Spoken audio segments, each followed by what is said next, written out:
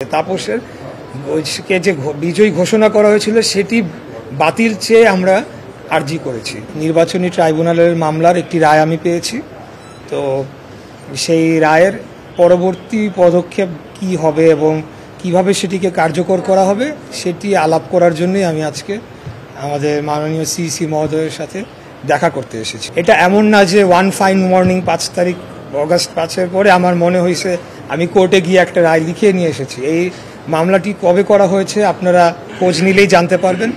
এখানে একটা time frame থাকে যে 30 দিনের মধ্যে অভিযোগ দায়ের করতে হয় ইলেকশনের ডেটের। সেই 30 দিনের মধ্যেই করা হয়েছিল। সকল এভিডেন্স, সকল সাক্ষী সব কিছুই আমরা কোর্টকে দিয়েছি এবং বিজ্ঞ কোর্ট সেখানে দীর্ঘদিন আপনারা জানেন যে বিগত 5 তারিখের আগে আসলে বাংলাদেশে আইনের শাসন ছিল না।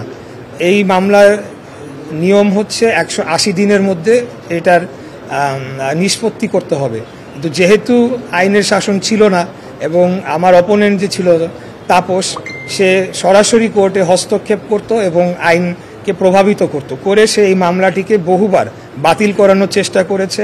এমনকি কোর্টের যারা এইটার দায়িত্বে ছিল এই ট্রাইব্যুনালের, তাদেরকে হুমকি পর্যন্ত দেওয়া হয়েছে, কিন্তু কোনো সময় আমরা কিন্তু ব্যাক আউট করি নাই।